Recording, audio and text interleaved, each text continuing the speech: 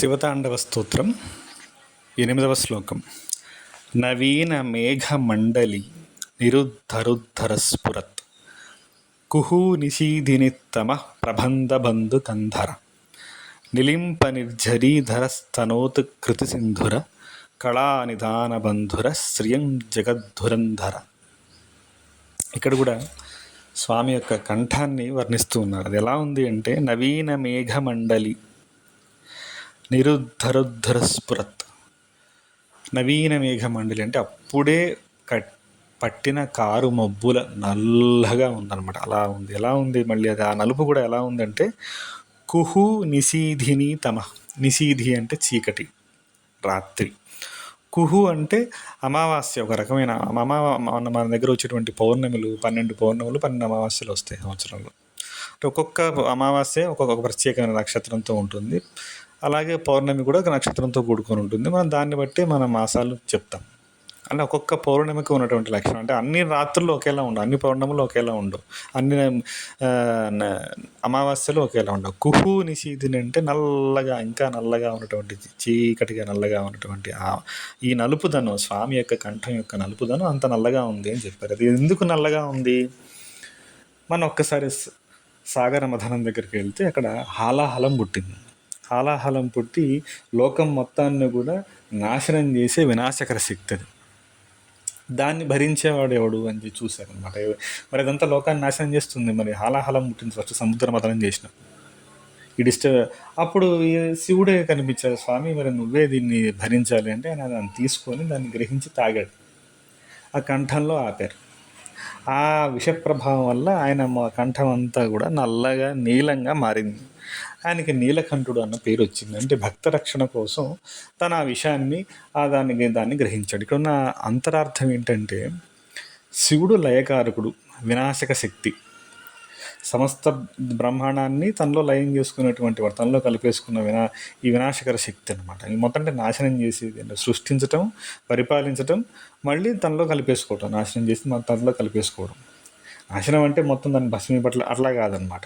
తనలో కలిపేసుకోవటం, లయం చేయటం. అంటే ఏదైతే ఈ వినాశకరమైన శక్తులు ఏవైతే ఉన్నాయో, మొత్తం అయితే ఈ నాశనం చేసే శక్తులు వాటిపైన పూర్తి ఆధిపత్యం శివుడికి మాత్రమే ఉంది. అంటే మనం భగవంతుడు అంతా ఒకడే భగవంతుడు. అది సృష్టి చేసేటప్పుడు బ్రహ్మస్థితిలో ఉంటాడు, పరిపాలన చేసేటప్పుడు విష్ణు స్థితిలో ఉంటాడు. ఈ ఏదైతే లయం చేసుకునేటప్పుడు తనలో మళ్ళీ కలుపుకునేటప్పుడు ఈశ్వర స్వరూపంగా ఉంటాడు. అంటే ఏదైతే అంటే ఈ మృత్యు స్వరూపం ఏదైతే ఉందో, ఏదైతే నాశనం చేస్తుందో వాటన్నిటినీ తన అదుపులో ఉంచుకోవటం. అంటే ఈ విషాన్ని, హాలాహలాన్ని కంఠంలో ధరించటం అంటే ఈ వినాశకర శక్తులు ఏవైతే ఉన్నాయో తన అదుపులో ఉంచుకోవటము, అలా అన్నమాట. ఇప్పుడు ఫర్ ఎగ్జాంపుల్ మనం లౌకికంగా చూసుకున్నా కానీ, నోరు మంచిదైతే ఊరు మంచిది అంటాం. మనం కరెక్ట్గా మాట్లాడితే మన ఎదుటి మనకి ఎలాంటి ఇబ్బందులు ప్రమాదాలు రావు. సో అదే మనం ఎదుటి వాళ్ళతో ఎలా మాట్లాడుతున్నాం, ఎలా ప్రవర్తిస్తున్నాం అనేది మన మాటని ఆధారం చేసుకుంటే ఆ మాట మన అదుపులో ఉండాలి, అలా తీసుకోవాలి. సో ఇలా అంటే వినాశకర శక్తులు స్వామి అధీనంలో ఉంటాయి. మృత్యు కానీ సమాజ లయ శక్తులు ఏవైతే ఉన్నాయో అవన్నీ కూడా పరమేశ్వరుడు అధీనంలో ఉంటాయని ఇందులో అంతరార్థం. నిలింప నిర్ఝరి ధరస్తనోతు. నిలింప నిర్ఝరి అంటే తెల్లగా ఉన్నటువంటి గంగ పైన ధరించాడు. కంఠంలో నలుపు ఉందంటే ఈ పరస్పర విరుద్ధ భావాలు, డిఫరెంట్ టైప్ ఆఫ్ ఎనర్జీస్ని కూడా స్వామి సమన్వయం చేస్తున్నాడు అని చెప్పడం.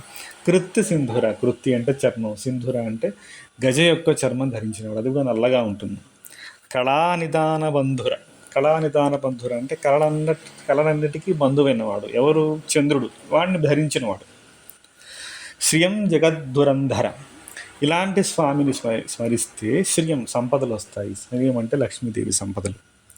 అంటే రెండు పరస్పర విరుద్ధమైనటువంటి శక్తుల్ని తనతోనే ఉంచుకున్నవాడు, వాటిని సమన్వయం చేస్తున్నటువంటి పరమాత్మ నిన్ను స్మరిస్తే మాకు సంపదలు కలుగుతాయి అనేటువంటి దాన్ని ఇక్కడ మనం చెప్పారు. స్వామి యొక్క కంఠాన్ని, అంటే లోకరక్షక తత్వం స్వామికి ఏదైతే ఉందో దాన్ని నీలకంఠ అన్న నామంతో తీసుకొచ్చారు. అలాగే ఏదైతే మొత్తం విద్యలు ఏవైతే కళలు అంటే విద్యలు వీటన్నిటికి కూడా ఈశ్వర సర్వభూతానాం, ఈశ్వర సర్వ విద్యానాం, ఇట్లా మనకి దక్షిణామూర్తి తత్వం అంతా, గురుతత్వం అంతా ఇప్పుడు మా మామూలుగా శైవంలో మొత్తం గురుతత్వాన్ని దక్షిణామూర్తి స్వరూపంగా చెప్తాం. అదే వైష్ణవంలో వ్యాసుడిగా చెప్తారు, దత్తాత్రేయ సాంప్రదాయంలో గురు దత్తాత్రేయుడిగా ఉంటారు. అలా ఎలా వాళ్ళ ఎవరికి నచ్చినట్టుగా వాళ్ళు ఒకటే ఉన్న తత్వం అలా అలా అలా ప్రకటన అవుతూ ఉంటుంది. సో ఇది మొత్తం ఈశ్వరుడే గురువు, ఈశ్వరుడే సర్వవిజ్ఞానం, ఈశ్వర సర్వభూతానం, ఈశ్వరుడే అందరి లోపల ఉన్నాడు. ఇలా మనం విష్ణు సహస్రనామం కూడా అదే చెప్తుంది. విశ్వం విష్ణు అనేటువంటి శ్లోకంలో కూడా మొత్తం భూతాలన్నిట్లో భూతకృత్ భూతబుద్ధ్ భూత భావన అని చెప్తాం కదా. భూతాల్లో ఉండేవాడు, భూతాలను నడిపించేవాడు. అలాగే ఈశ్వరుడు కూడా అంతే. ఈశ్వరుడే తనే సృష్టి చేస్తాడు, తనే నడిపిస్తూ ఉంటాడు, తిరిగి తనే లయం చేసుకుంటూ ఉంటాడు. పరస్పర విరుద్ధమైన శక్తుల్ని తన సమన్వయం చేస్తూ సృష్టి నిర్మాణ క్రమాన్ని నడిపిస్తూ ఉంటాడు. తండ్రి నీ యొక్క చైతన్యాన్ని స్మరించడం వల్ల సంపదలు కలుగ్గాక అని రావణుడు ప్రార్థిస్తున్నాడు.